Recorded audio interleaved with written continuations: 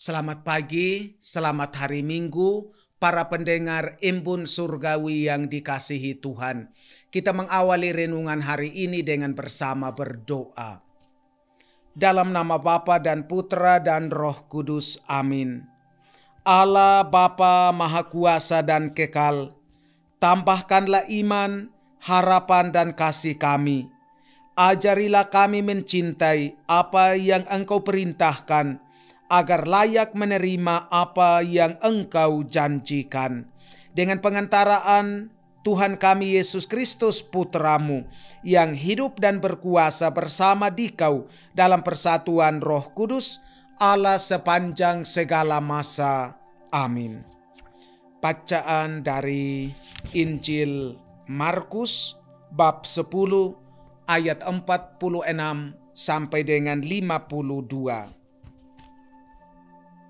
Pada suatu hari, Yesus dan murid-muridnya tiba di Yeriko. Ketika Yesus keluar dari kota itu bersama murid-muridnya dan orang banyak yang berbondong-bondong, ada seorang pengemis yang buta bernama Bartimius, anak Timeus, duduk di pinggir jalan. Ketika didengarnya bahwa yang lewat itu Yesus orang Nazaret, mulailah ia berseru, "Yesus, Putra Daud, kasihanilah aku." Banyak orang menegurnya supaya ia diam, namun semakin keras ia berseru, "Putra Daud, kasihanilah aku." Yesus berhenti dan berkata, "Panggillah dia." Mereka memanggil orang buta itu dan berkata kepadanya, "Teguhkanlah hatimu. Berdirilah, ia memanggil engkau." Orang buta itu lalu meninggalkan jubahnya. Ia segera berdiri dan pergi kepada Yesus. Yesus bertanya kepadanya, "Apa yang engkau kehendaki aku lakukan bagimu?" Jawab orang buta itu, "Rabuni, aku ingin dapat melihat." Yesus lalu berkata kepadanya, "Pergilah, imanmu telah menyelamatkan engkau." Pada saat itu juga ia dapat melihat, lalu ia mengikuti Yesus dalam perjalanannya. Demikianlah sabda Tuhan. Terpujilah Kristus. Iman yang kokoh, iman yang gigih. Setiap orang yang tidak ingin menyerah, tetapi tetap menunggu dalam iman dan pengharapan, akan menggapai segalanya. Dalam hal kengongotan, saya yakin tidak ada yang melampaui Bartimius dalam kisah Injil Markus hari ini. Si pengemis buta yang kita dengar kisahnya dalam Injil Markus hari ini. Tempat kerja Bartimius adalah di pinggir jalan yang mengarah dari Yeriko ke Yerusalem. Ia tidak memiliki siapa-siapa yang selalu bersamanya, hanya bertemankan nyanyian sedih, di mana ia selalu meminta sedekah dan berharap kepada belas kasih dari siapapun yang lewat. Namun, di tengah kesepian dan penderitaannya itu, Bartimius tidak kehilangan harapan. Ia tidak pasrah saja pada nasibnya. Ketika ada orang yang memberitahu dia bahwa Yesus sedang lewat, Bartimius mulai berteriak tanpa henti, "Yesus, Anak Daud, kasihanilah aku."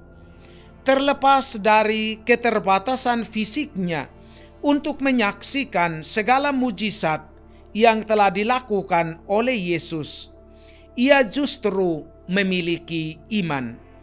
Ia percaya bahwa Yesus pasti akan memulihkan keadaannya. Orang-orang yang merasa aneh dengan teriakan seorang pengemis buta mencoba membungkam, bahkan mulai memarahi dirinya. Namun Bartimius tidak menyerah. Ia justru terus berseru, meneriakkan nama Yesus dan memohon belas kasih Yesus. Seruan permohonannya itu akhirnya terjawab. Kebutaan Bartimius dipulihkan Yesus karena permohonan dia itu terkabul. Tentunya ini merupakan anugerah yang luar biasa bagi Bartimius. Kita semua sangat terkesan dengan kegigihan iman Bartimius ini. Ia belum pernah bertemu dengan Yesus sebelumnya, tetapi yang pasti bahwa ia pernah mendengar tentang Yesus dan pelbagai mujizat yang telah dilakukan oleh Yesus. Kegigihan Bartimius mengubah hidupnya. Ia keluar dari kegelapan dan keterpurukan serta mendapatkan kembali penglihatannya. Bartimius sungguh yakin bahwa Yesus pasti mendengarkan dan mengabulkan permohonannya. Oleh karena itu, ia terus mencoba dan tidak mau diam, walaupun ada yang berusaha untuk membungkamnya. Dalam siara iman Kristiani kita, kegigihan Bartimius adalah salah satu model sikap doa.